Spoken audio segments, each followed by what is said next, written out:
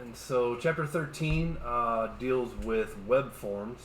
Um, the concept of forms, if you stop and think about it, forms are used on most every website. They're always trying to gather information from you, whether that's registering as for a new account, right? So you go to whatever website you're on, and of course they want an account. They want your membership.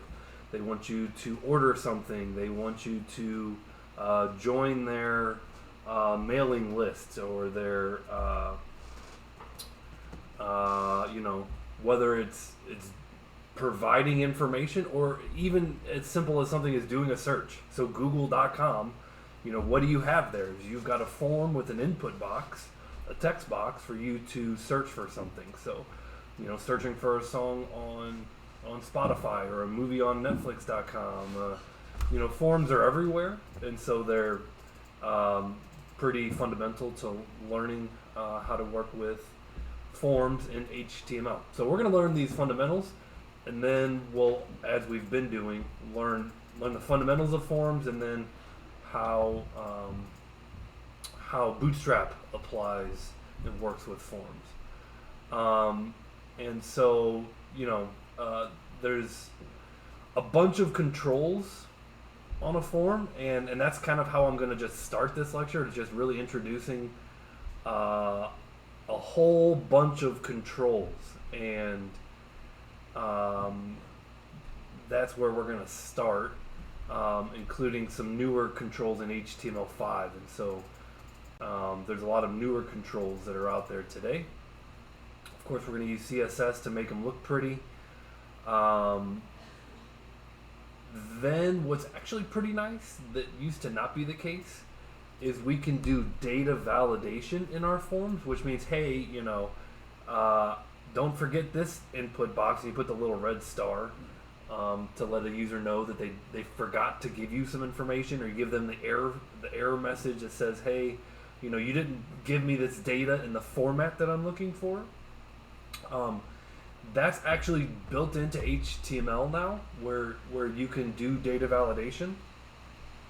Many years ago, you used to have to write JavaScript to do this task, and that was fine. But JavaScript is always considered a little bit more heavy. In other words, it takes more processor power, more resources to perform the work than just using HTML and CSS. So, the rule of thumb, if you can perform a task just with HTML and CSS and not have to use JavaScript, then you should do that, because that's considered more lightweight.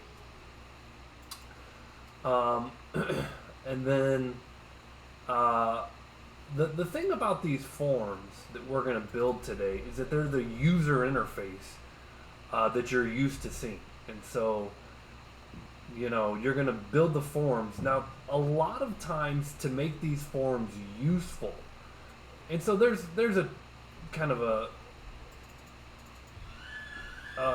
feature where they show in this textbook where you can use your form to search on Google. It's not like your website is selling widgets and you're searching through your widgets for a particular kind of widget. So you're not actually searching your site. What the technique that this book uses is kind of a fake, in that it's like, oh, give me a search term, and it uses Google to search it. To make these forms actually useful, right now we're learning front-end coding, HTML, CSS, JavaScript. Those are all considered front-end languages.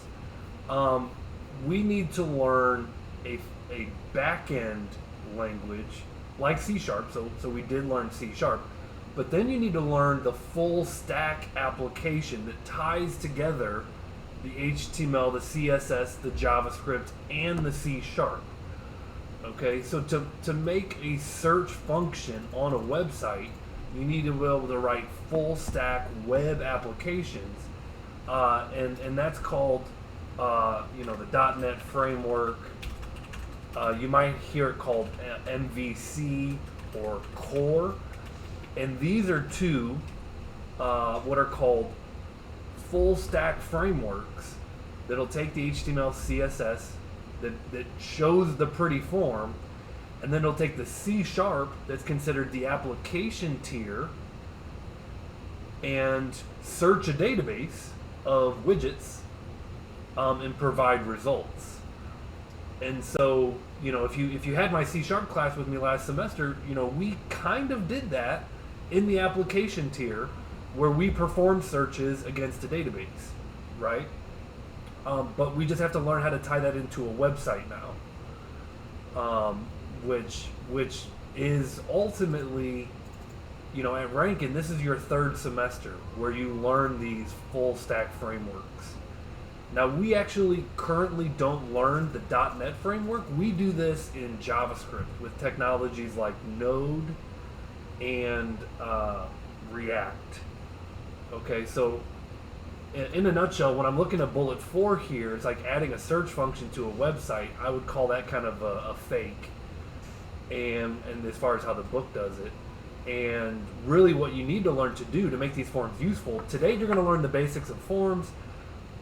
Second semester you learn the basics of applications. Third semester we tie the two together and we make full stack web apps that can really be functioning, to do search forms on websites.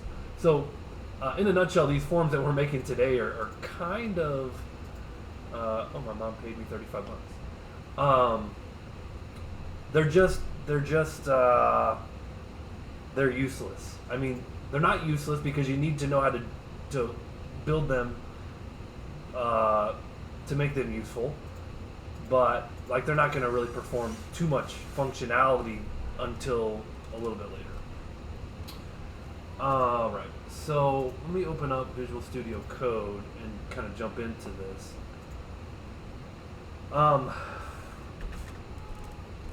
So the form tag is kind of how you get started. And if I use Emmet on the form tag, you're going to see it autofills this action attribute.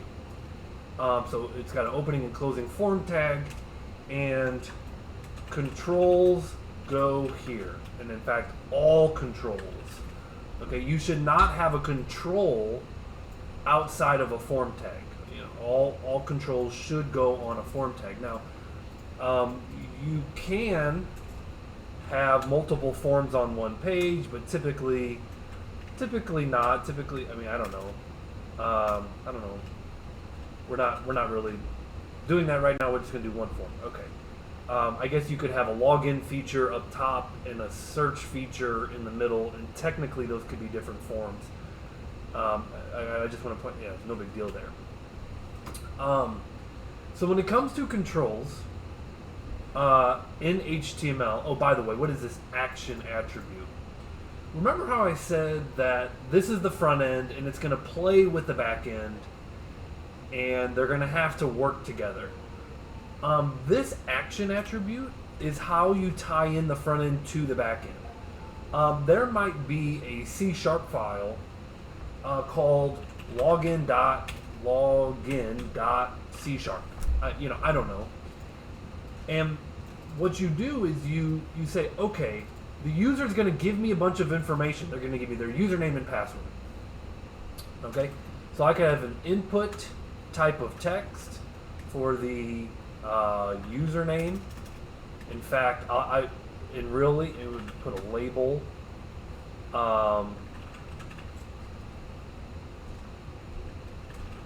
And so it would go something like this.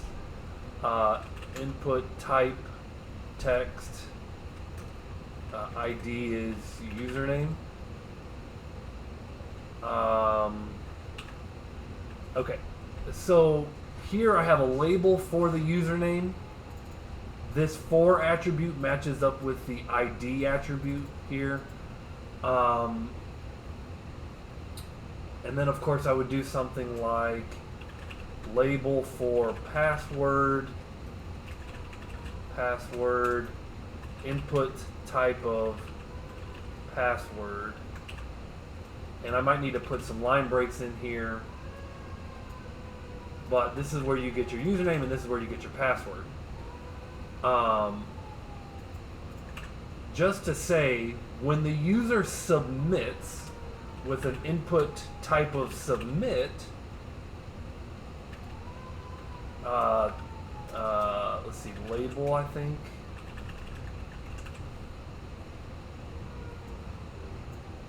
So when the user submits this form with a submit button, let's see if I got that attribute right.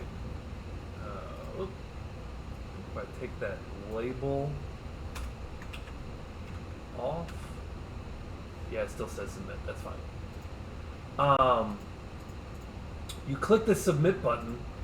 When you click this button, input type of submit, it sends the information that the user types in this text box and in this text box.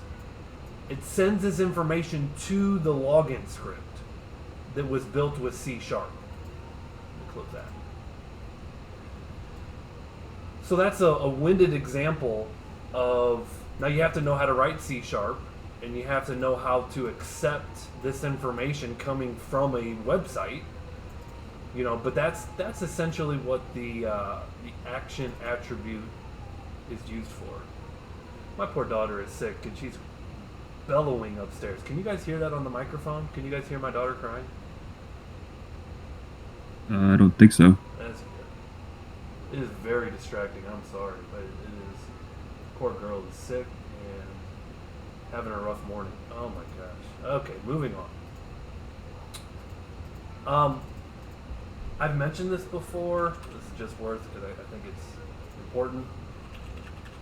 But this password text box is not very secure, right? Just because it hides a user's text box, hides, you know, from an end user's point of view. If you inspect this, by the way, if you ever forget your password and it's like cached and you want to see what it is, you can inspect, literally come right into here, change the type to text. You see what I did there? I changed the type of password to type of text in the inspect tool.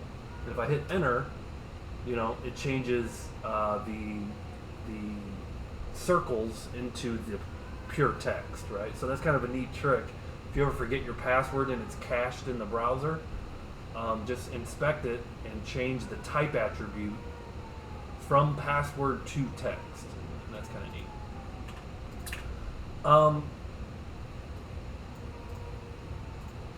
There's also a method that I'll cover, a method attribute, a name attribute, and a target attribute on the form. So method is post, name is form login, and target equals underscore blank. So this method, there's two values that can get it going here, get and post. One is considered a little faster than the other, which is get. Get is considered to send information a little faster, but it sends the user's information in a query string, and it's a little bit considered less secure. A query string is considered less secure than a post, which is encrypting the data, and it's considered not as fast because it's encrypting the data, but it's slower, right? So get is faster. So if you're doing something like a login, you want to do post because you don't want username and password unencrypted. Obviously, if you're doing things like credit cards and things like that, you need to take the secure route. But if you're just putting, if you're asking for someone's email address, you might not need to encrypt that, and you could do get. It's a little faster, and it's not sensitive data. So get and post are the two methods. The name, this name attribute is on a lot of controls, and typically you use the name attribute when you start working with JavaScript. And so one way of using JavaScript to work with these forms is by targeting controls by their name. Just like CSS can target by class and by ID and by child, and CSS has ways of selecting elements in the HTML, so does JavaScript. And The name attribute is one common way of targeting things in JavaScript. And then target, this says, hey, I'm going to send the username and password to this login script. This login script's going to return some information, either welcoming the user or whatever it's going to do. Good username and password or bad username and password. And this target says, hey, you can get out of the way. That is really annoying. You could send the response to a new tab, essentially, kind of like opening up a link in a new tab. The default here is target of self, and that just sends the response back in the same browser window. So a lot of times that's the normal. You don't have to change the target. Okay, but these are the common attributes on a form, and that's kind of your basic tag for your form. Now, inside of the form, remember you have controls. And the most common control is the input tag.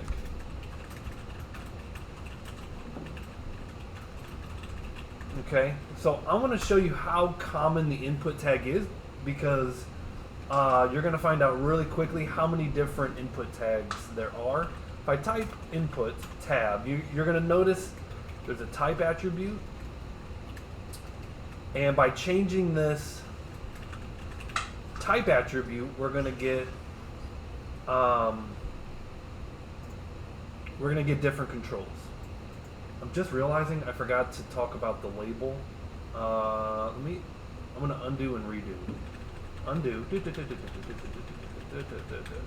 Okay. I meant to talk about this label.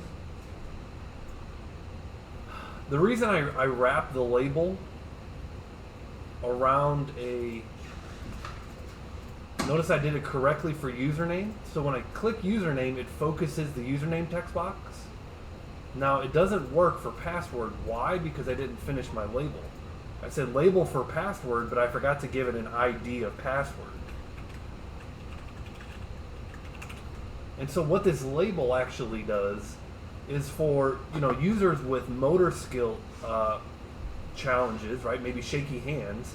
They're trying to click this text box, but they might wind up clicking next to the text box, like the label, and it focuses the text box. So it's an accessibility thing. If you have shaky hands and you click kind of by the text box, it's going to focus the right text box. So that's the benefit of adding labels. And you're going to notice without a label, there's no description what this text box is used for, right? It's just a text box hanging out. There's no, the end user is not going to know. So it's very common to have labels associated with all of your controls.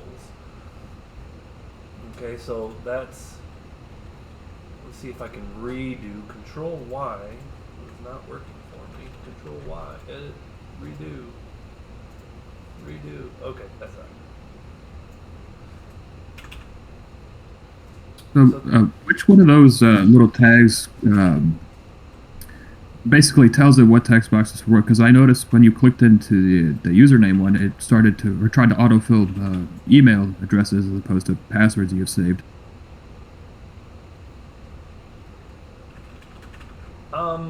The autofill settings, so that's a lot of times your browser is going to look at the type, input type, and since the type is text, it's just going to try and autofill what you've saved as, or what you've used in a text box before. So it surprises me a little bit that the autofill was trying to, you said, and let me double check that, it was trying to autofill my email addresses. So what this means is that other websites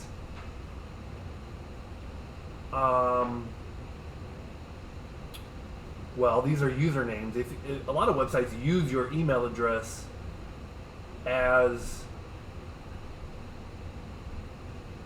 the username, right? So that's why. So it's because the ID is username. It's just matching up with other sites that have an ID of username. Okay, yeah, that's what I was wondering. Yeah, and that makes sense if you stop and think about it. It's like you could have a username or an email address as your username.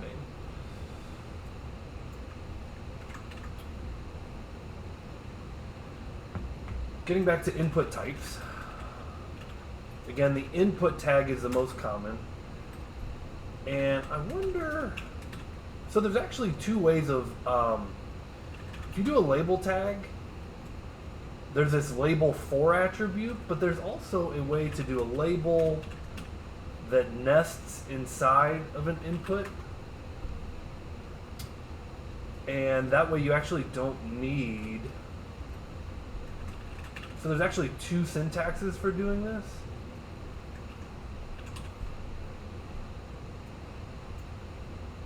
And that works as well, but you actually don't get the autofill. You see that? When I use this other syntax, I can click the username, but it doesn't autofill. So that's why the other method is preferable if you like that autofill. Again, one more time, label is the parent with the input tag as a child. You'll notice the label surrounds the control. And that's kind of the quick way, but I prefer the other. So finally, let's go into the different input types. Input type of text for a text box. And I'm just going to... I'm not going to include labels on all these. Input type of checkbox. So you see checkboxes on a lot of websites. The thing that always comes to my mind is like, check your favorite magazine subscriptions. How many magazines do you want to subscribe to? I don't know why that. A newer one, I don't see this used a whole lot. Maybe back in the days of MySpace, you let users choose the colors on their website. This is a color picker. This one's pretty common. A date picker. Not Tinder. Dad joke. Moving on. Input. That's kind of this is date and time. Not just a date picker, but date and time.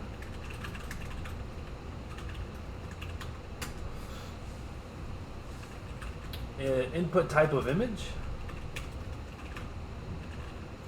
and you can give it a source attribute and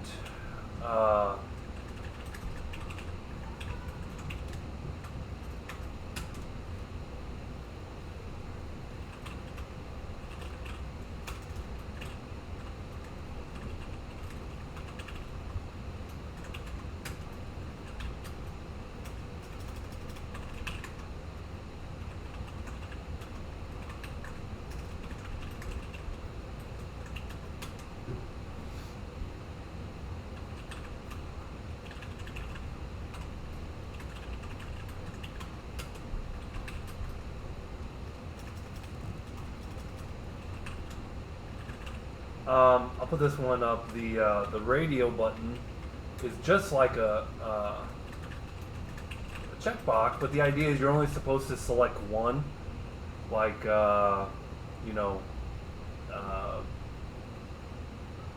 gender selector, right? Male, female. I guess there's gender identity, which is a more complex thing, but generally you'd say the sex of a person, male, female. And so when you let's just do this, like radio button 1, input type radio, radio button 2. And so the idea is by checking one, it would uncheck the other. Now this is not going to work that way, and I just want to come back to that and then show you why. Input type of password.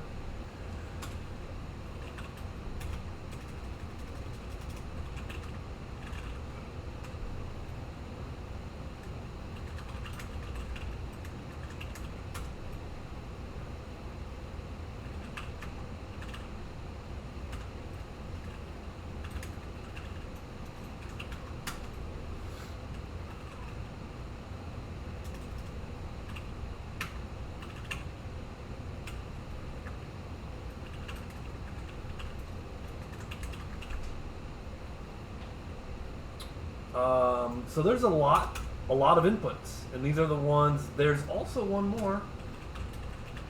I don't know why I keep doing that.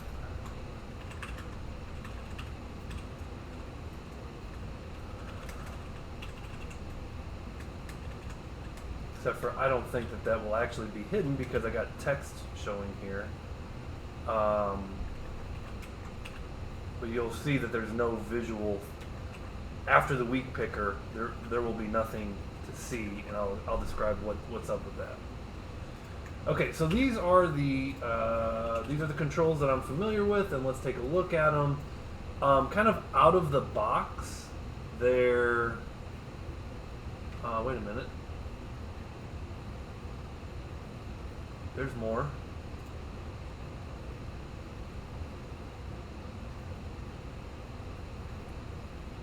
All my buttons. I didn't include all my buttons. Input type of button.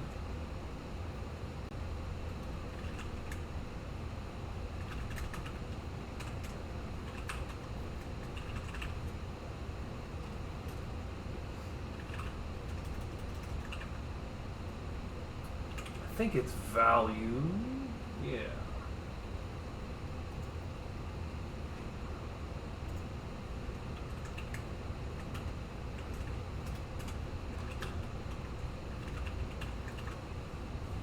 There's a few more. Okay. It's worth noting that none of these controls, they're always going to look better with Bootstrap. Bootstrap's going to modernize these and make them look a little better. But here's your standard text box. Here's your standard checkbox. Radio buttons. Remember, I said these weren't going to work like they should, like you would think they would. I'll show you how to fix that. Color picker.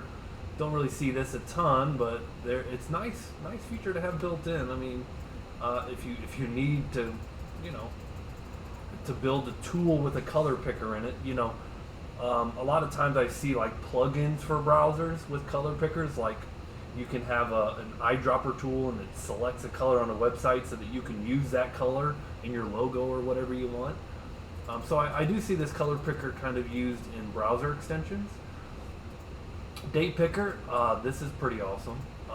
Right built into HTML, you've got this date picker. This used to not be a thing, and I have written, at one point in my life, I wrote a calendar that would do just like this with JavaScript. I had to, and boy, it's really, calendars are complex. You don't realize the complexity behind a calendar, how many days are in a month and how to get this to code this was a lot of code. And so it's really nice to just have this built into HTML now. It's a lot simpler. Date and time.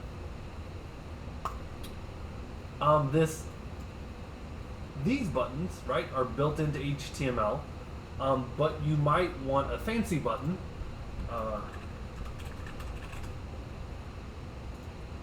And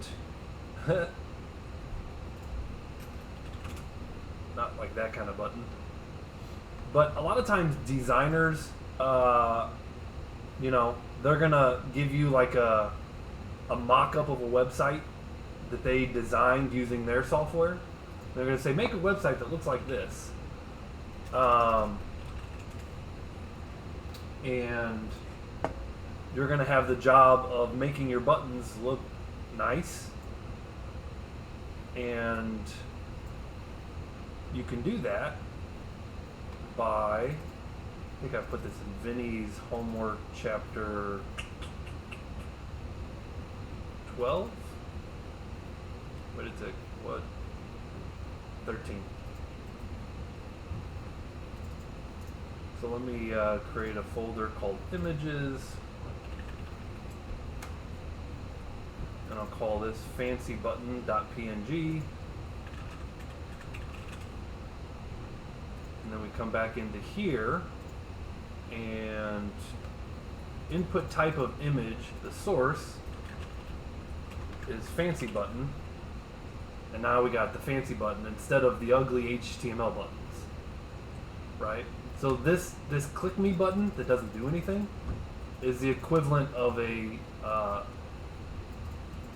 oh, I'm sorry, check out, it tried to redirect us to login.cs, so it's actually equivalent of a submit button. Because notice the submit button does the same thing. It tries to send it to the login script, which doesn't exist. Makes sense. Month picker, pretty straightforward. Change your year. Numbers, right? If I try and type ABCD, doesn't work. Password is encrypted to most people. Range slider, you know, allow a user to have a control like that. Time picker, week picker, and then you get your standard click me button. So the click me button is just an input type of button. It has no function out of the box. The submit button submits to the login script, or to the server side script, I should say,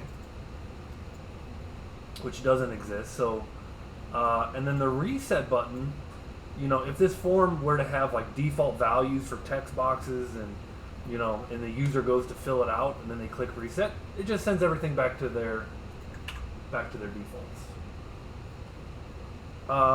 So here's a lot of input types. Radio. How do you get these radio buttons to work together? Kind of odd. You put them in the same name. And so by giving these two radio buttons the same name, group 1, we'll say group 1, and I will tell you that's the one that, if you're not paying attention to this lecture, that you'll ask me later. So I'll know who's paying attention by who asked this question.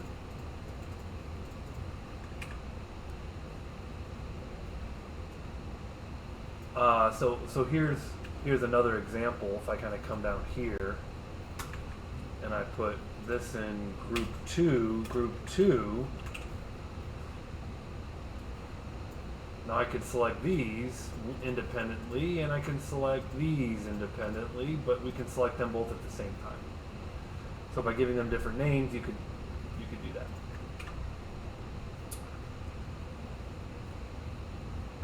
So let's rank these quickly by popularity. Text box, checkbox, very common. Radio buttons, very common. All of these pickers, I'm going to put a little bit lower. I'm going to delete my radio buttons. All of the pickers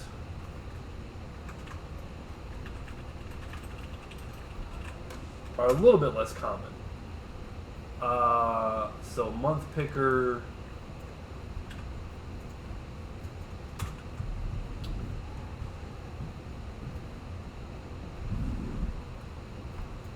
passwords are common, right?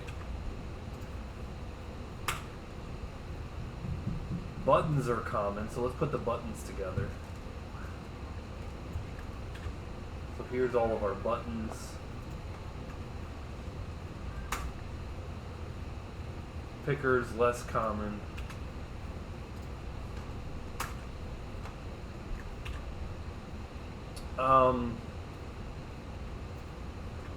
Maybe somewhere in the middle.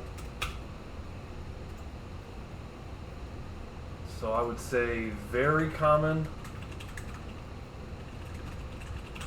controls are going to be these standard buttons and text boxes and passwords. All of your buttons are very common.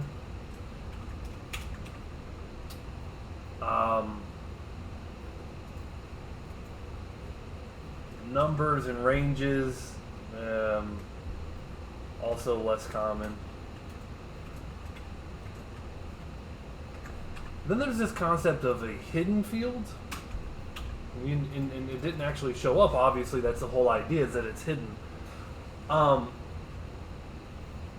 This can be useful when we get into JavaScript and we start working with user information across multiple pages. HTML is considered stateless, and what that means is that every web page kind of forgets about all of the information that it was storing. Like if you refresh a page, all the information's lost. Or if you go from one page to another, by default, all that information that was on the first page is going to be lost unless you save it somewhere. And so that's really where JavaScript comes in, and it starts saving users' information from one page to the next. And one way to do that, you could store information in what are called cookies, and cookies are pretty well known and understood. They're little bits of information about the user kind of stored on your hard drive. Another way of kind of saving information in on a page from one page to the next would be in this hidden field. So let's just imagine you got page 1 and they give you a bunch of information. You save that information in a cookie, okay, when the user submits that page, and then it goes to page 2, and you might want to use some of that information or have that accessible on the page. You might load that information back into a hidden field, so that information is not lost or is accessible on the page.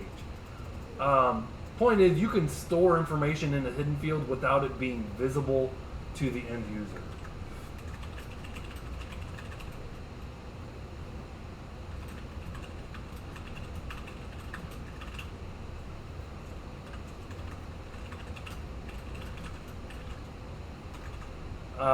And whatever that may be, there's a billion things that you could store, but that's just the general idea. Is you're working with information, the end user doesn't need to see it, but it's information you don't want to lose because of the stateless nature of HTML.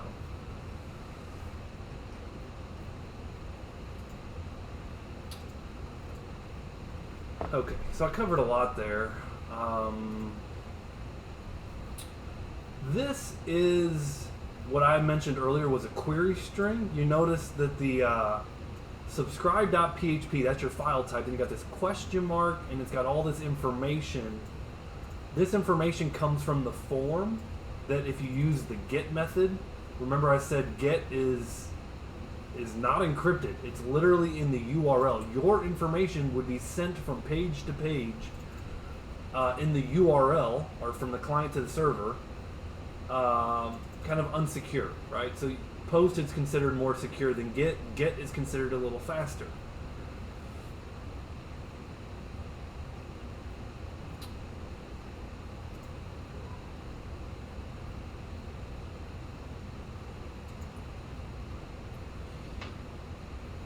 Now, you'll notice, and we'll talk about this here in a little bit, these are input elements for buttons. Input type of button. The value is what the button says. The source is on a image button, like I already demonstrated. The alt is if it doesn't show up. The height and the width are just visually how tall and wide it is. So really nothing that you haven't seen before with all of these input types of buttons. Remember the name attribute consistently. This is basically for the JavaScript when we get to that section of the course in a couple of weeks. There's also a button element. So just like there's an input type of button, there is a button type of submit and a button type of button. You see it both ways, really. You see people doing input types of button, you see people doing button type of button, button type of submit, input type of submit. You really see it both ways. This button is a little bit more flexible. Like this is your image button here. It works very similar to the input type of image that I did prior. They really get the same functionality, input type of image. Semantically, it's considered more correct to use the button tag because it is a button, but you see it coded both ways.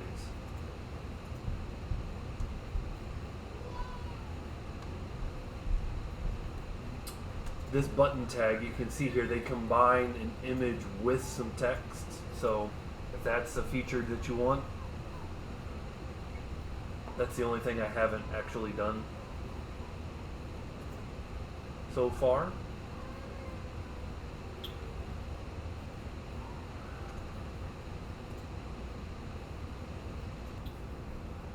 Okay, slide 13 talks about some attributes of text box or input type of text. And the nice thing is that a lot of these attributes I would say are mostly intuitive.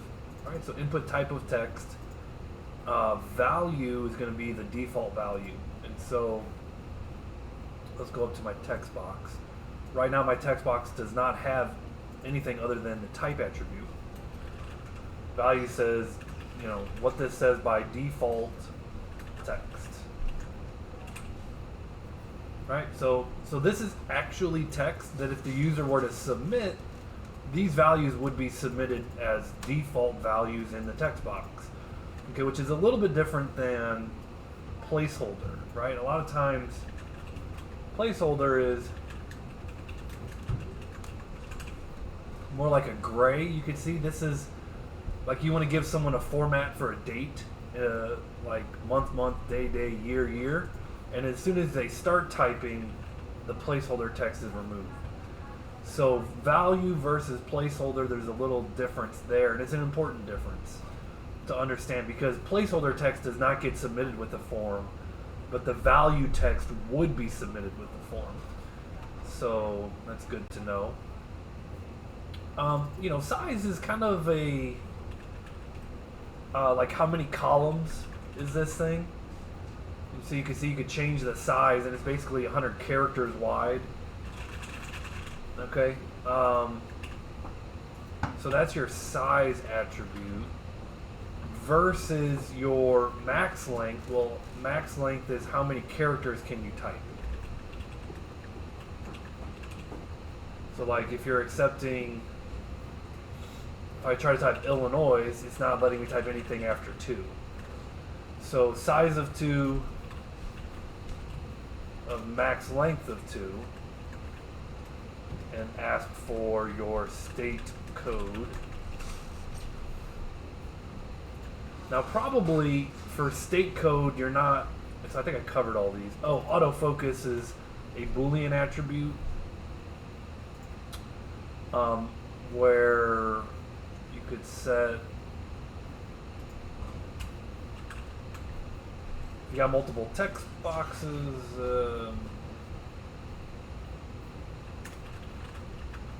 something like this.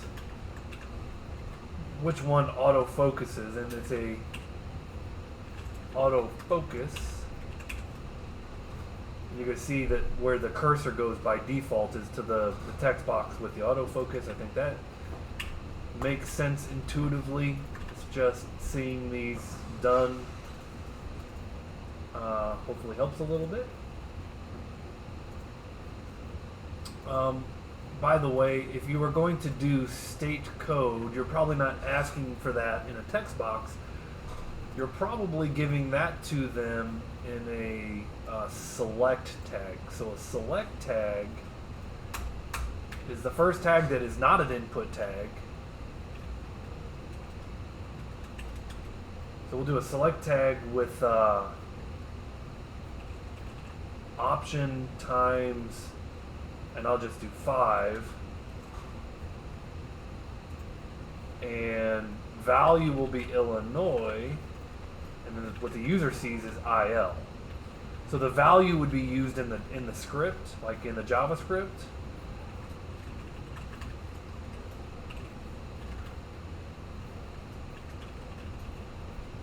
I have no idea. KS. Did I get it right? It's KS.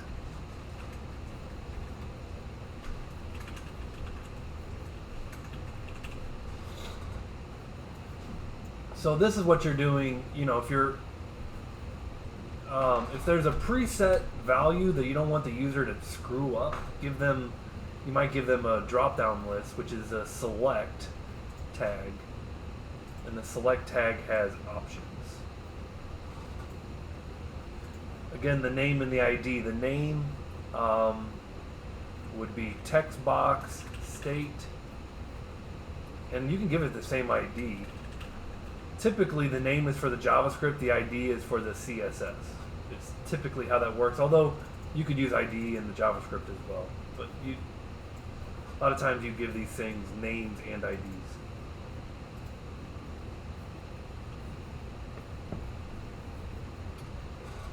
So that's pretty much all there is to a select. There's also where you can group the options into option groups, and that kind of creates these visual separations in the options. So that's the only other thing I didn't really show is this option group. Right, we already demonstrated radio buttons and checkboxes, how to do those. You know, placeholder texts, all the fun stuff there. You can also give a select a size if you want it to take up more real estate on your page. I typically don't do this, but if I do a size of, 3, it'll kind of show 3 options with this kind of scroll bar kind of thing.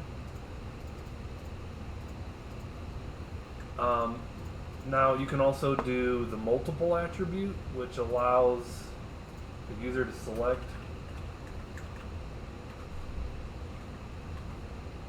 like Illinois, hold down control. Now I can select multiple by holding control on a Windows machine.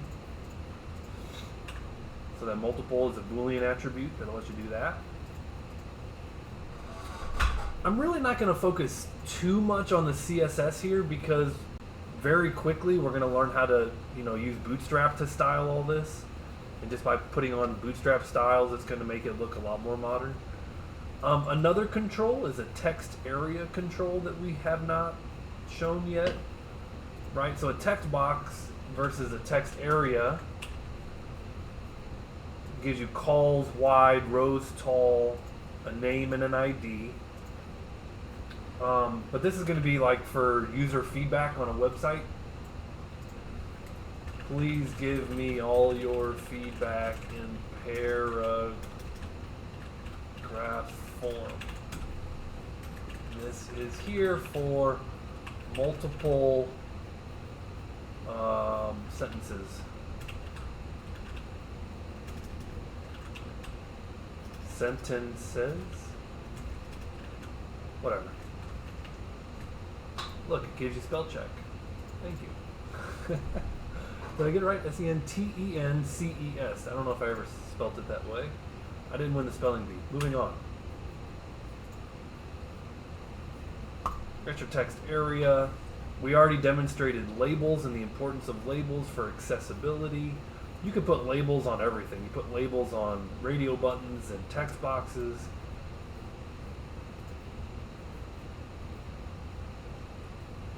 It also helps screen readers to understand that, this piece of text is associated with this control on the form. Field sets and legends. Field set, and then inside of the field set you have legends. Again, this is just going to create visual separation on the page.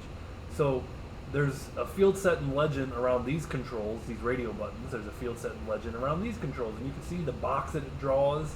The legend is the kind of the heading for the section. The field set is the box, right? So the field set is the box with the border. The legend is what the user sees, is kind of what are these controls. These controls dictate the type of crust on your pizza.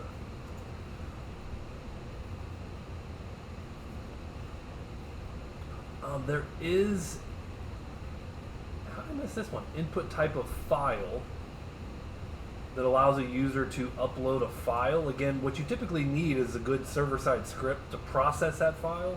I'm thinking uploading a photo to Instagram, uploading a profile picture to Facebook. There's a lot of examples that websites allow you to upload, and you get a whole lot of functionality, if you do input type of upload. Oh gosh, input type of file. Excuse me, my mistake. And I'm just going to leave it at that. And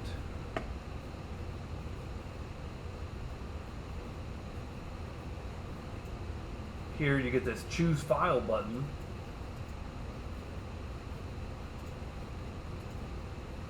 And then when you submit it, you know, that file would be submitted to the server. Now, if you only want to accept, I just selected a video format. If you just want to accept certain types of files, the slide demonstrates how to accept only, like for example, JPEGs and GIFs.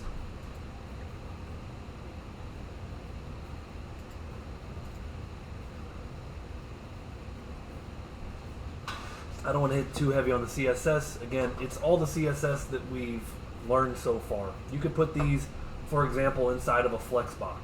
You know, all these controls in a Flexbox. You could put them in a grid system in Bootstrap. You know, so really there's nothing unique in this chapter for CSS. Like there's no new CSS that we haven't seen before. It's just applying that CSS to our new controls that we hadn't seen before.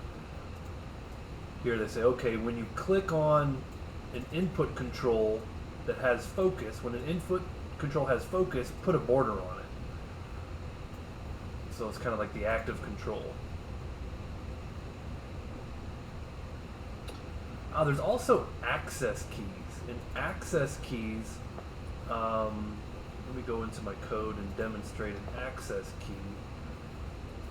Are your hotkeys. And so these are really useful.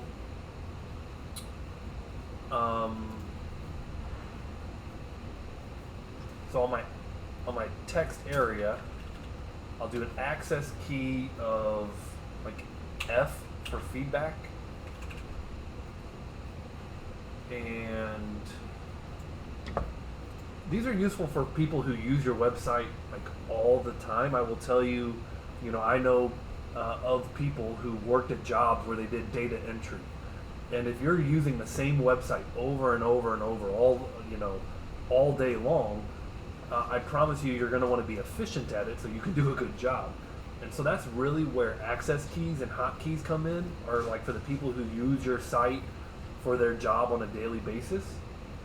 Now on Windows, I always remember the Control P for print. I don't know if you guys ever knew that hotkey. Control P is kind of like, these are like hotkeys for Windows. But access keys are using the Alt key. So instead of Control, like that are built-in hotkeys for Windows, you would hold down the Alt key and press the access key. So in this key, the access key is F, so I'm going to hit Alt F. And again, notice the cursor's in the username, Alt F. Now that's a bad access key because I didn't get the behavior I wanted. Look, notice Alt F. That took me, that brought up this other.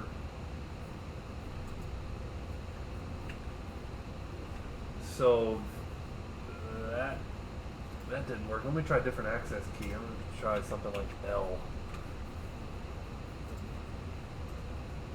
There you go, Alt L. Oddly enough, Alt F took me to this customize ellipsis in Chrome. Didn't expect that. Learned something new today, but Alt L did work. So you got to avoid like the access keys that conflict with your operating system, which is what just happened to me.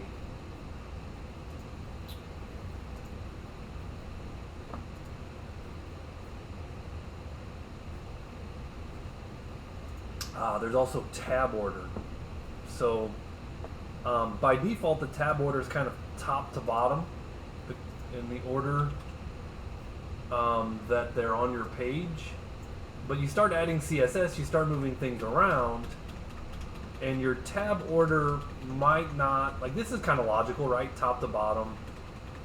Like this is kind of the default tab order, but I haven't moved anything around with CSS. I haven't put anything in a grid.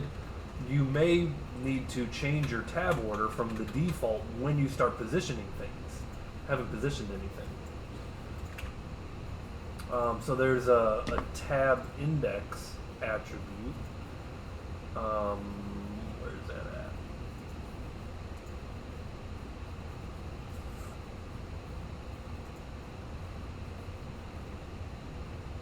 Well, should yeah, tab index, and you can kind of say this is 1 and then this is 2, starting at the low and going in order, to kind of define a custom tab index instead of the default. Again, the default is just the order that they're in the HTML top to bottom.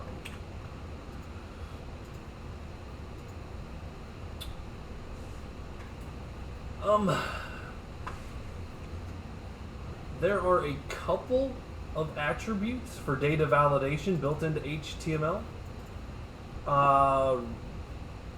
Required is really nice. So like if this is a required field,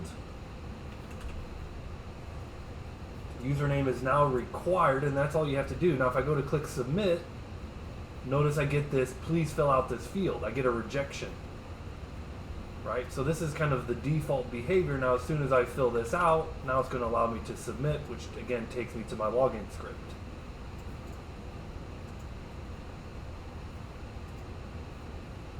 Right? Leave it blank. So that's just checking for empty fields. Really nice. Autocomplete. Now notice I don't have any labels on surrounding this. But when I click in here, there's no help that I'm getting from the browser. Autocomplete. Let's do this.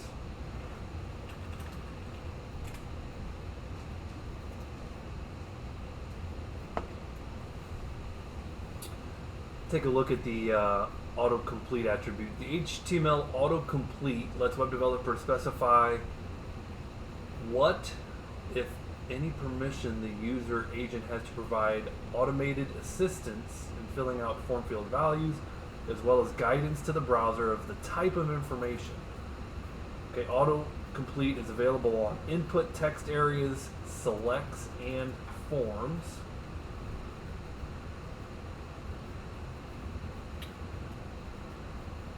The source of suggested values is generally up to the browser. Typically, values come from past values entered by the user, but they may also come from pre-configured values. For instance, a browser might let the user save their name, address, phone number, and email address for autocomplete purposes. So for sure, like you can go into your browser settings. Like if I go into my browser settings, somewhere in there, like it's going to have my name, my address, like credit card number sometimes, and that is actually saved in the browser. And then autocomplete's going to let your web form use those. Perhaps the browser offers the ability to save encrypted credit card information for auto completion.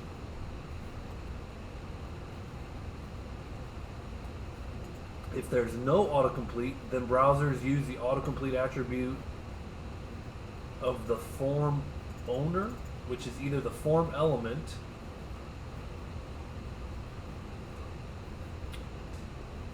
so basically if the individual attributes don't have autocomplete, then it looks to the autocomplete of the form to see if there's an autocomplete on the form.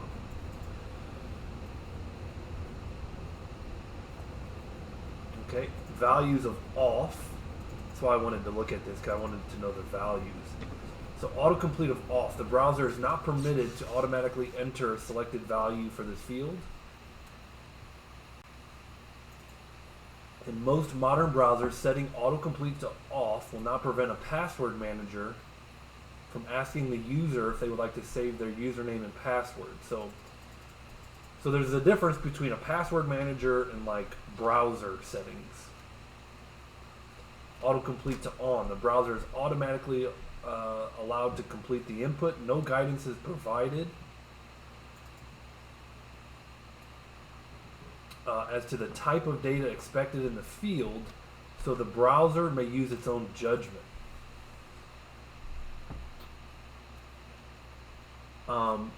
So that's saying a lot there. No guidance is provided as to the type of data expected in the field, so the browser may use its own judgment. So the browser is going to try and figure it out. Like, is this a username? Is this an email? What is it? Name. The field expects the value to be a person's name. Using name rather than breaking down into the components is generally preferred because it avoids dealing with the wide diversity of human names and how they are structured. So you could do autocomplete of name and you're just expecting the user's name. There's also these other things like given name. Given name is the first name. Additional name is middle. Family name is the last name. So if you want to autocomplete family name, you're telling the browser you're looking for their last name. So I'm just going to try that. I'm going to try autocomplete a family name.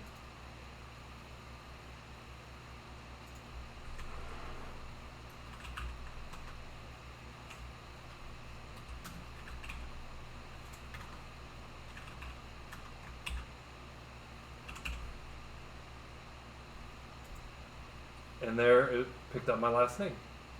And again, this would be saved with Chrome. You can see right there, I can manage what is saved with Chrome.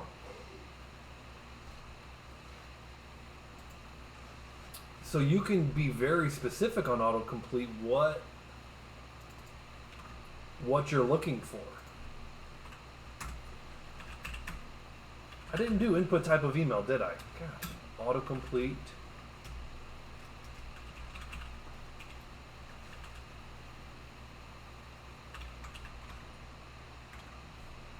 Input type of email and autocomplete of email. Okay, so there's two things going on there. What does the input type of email give us? And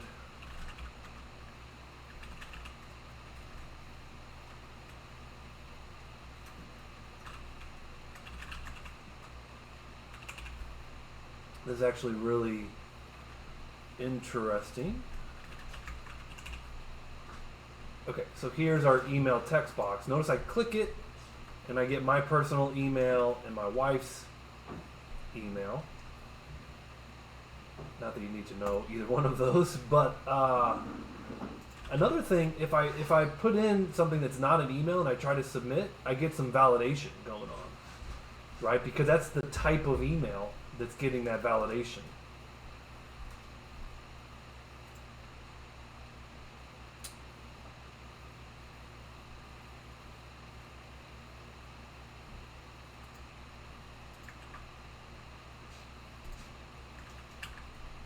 Got all these tabs open.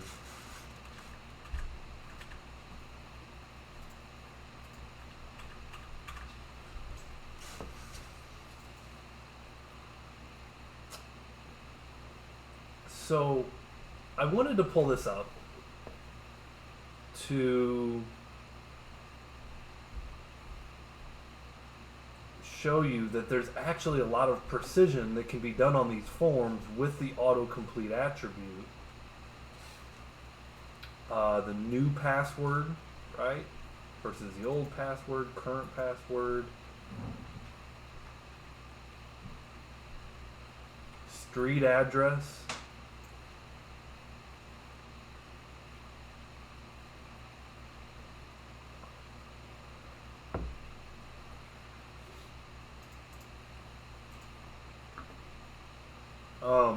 This is worth bookmarking, I think. This is really useful when it comes to making forms that autocomplete. Everyone loves a good autocomplete, and this is going to help your end users have a good autocomplete experience.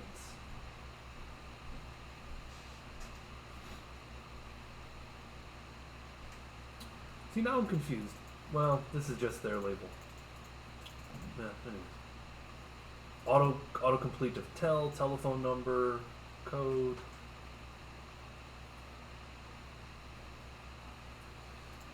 So this is worth bookmarking. So I'll throw this out in Discord.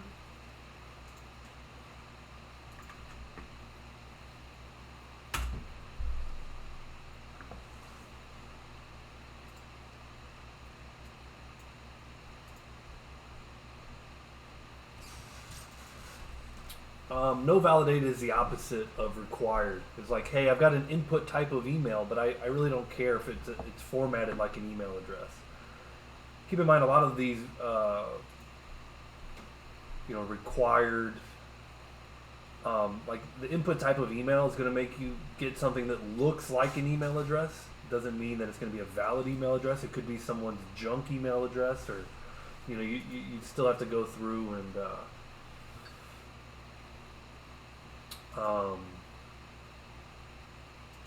validate their email address using another technique.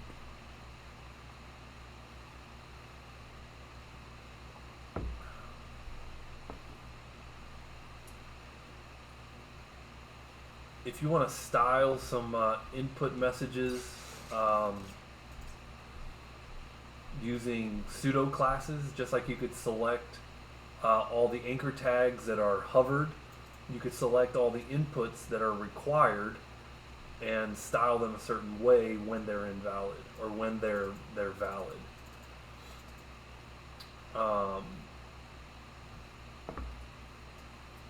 And so there's a little bit of styling built in to CSS3 that allows you to do that.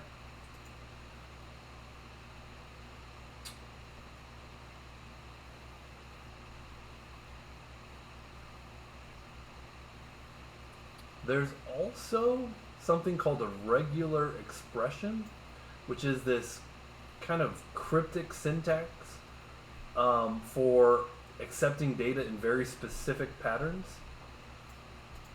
This says like 5 digits followed by a hyphen followed by 4 digits. And you're going to notice 5 digits hyphen 4 digits.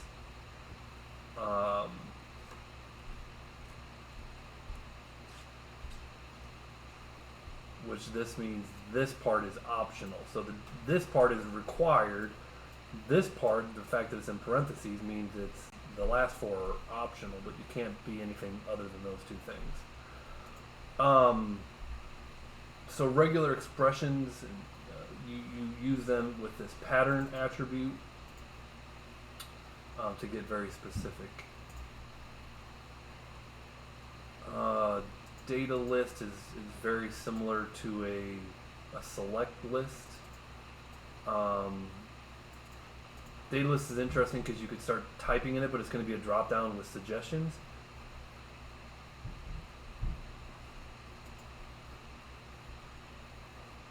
We showed an input type of email. Same thing with URL, something that looks like a website, something that's, has the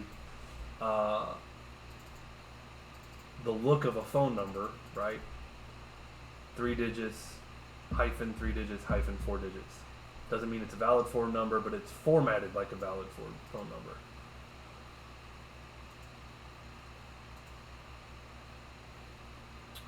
Demonstrated these earlier, the range controls,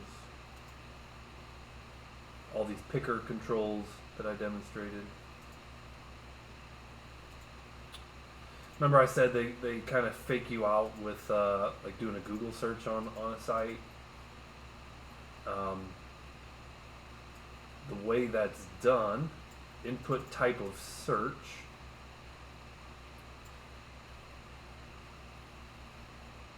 and here you have a couple of hidden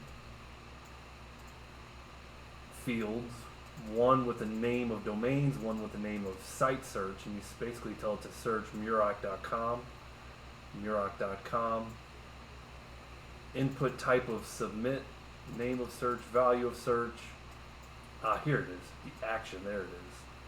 This is really what does the work, is that the action is linked to a Google search.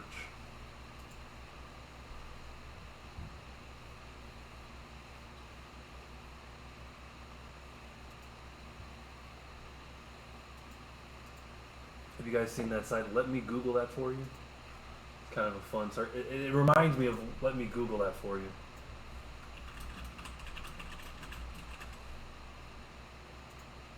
Anyone seen this site before? No, what is this? All right, ask me a silly question. Like something that's very easily found on Google.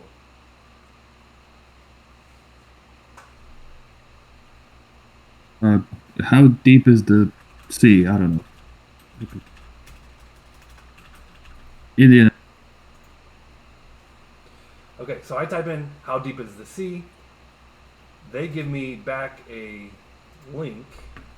So Mel, you just asked me how deep is the sea, and I'm gonna respond with a text that says, "Let me Google that for you." Ha ha ha! Right? So I respond and as the answer to "Let me Google that.com." How deep is the sea? And it shows you how to go to Google, type in "how deep is the sea," Google search. Come on, was that really so hard? And it gives you. Oh, geez, that's so it's just for trolling people. It's for I see. trolling. Yes, yes, yes. It's kind of what this reminds me of.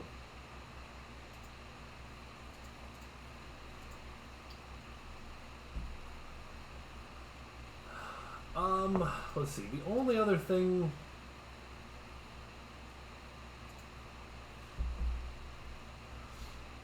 Let's see. There's a progress element and a meter element. These things are dated. I'm not. There's newer controls for showing like status or not status, but progress. Um, I've always struggled to really understand the difference between progress and meter. Like they both show. I'm pretty sure there's supposed to be a difference, but I've never really because these are not really all that useful in my opinion. Meter MDN represents a scalar value within a known range or fractional value.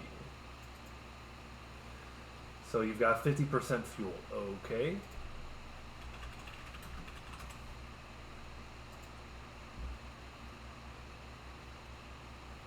Showing the completion or progress of a task. So you're 70% completed.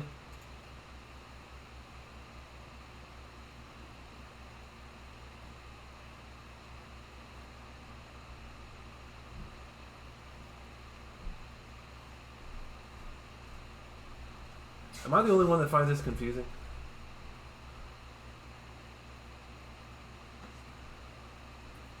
Yeah, I don't know what the difference is. A scalar value within a known range or fractional value. I mean, I'll.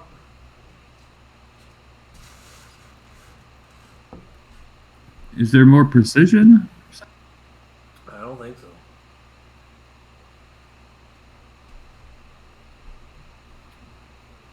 I'd really like to find the difference.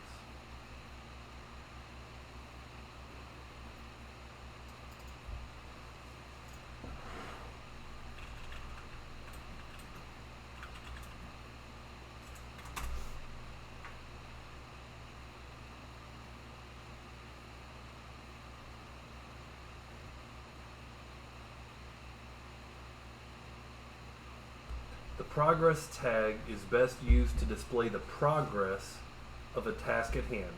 So we're raising $10,000 and we've got $5,000. The meter is best used for task unrelated gauges, such as disk space or memory usage. Task unrelated gauges.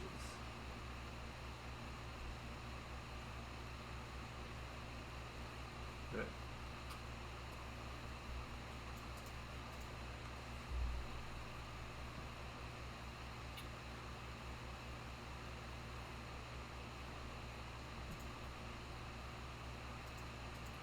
I'm not a fan. All right.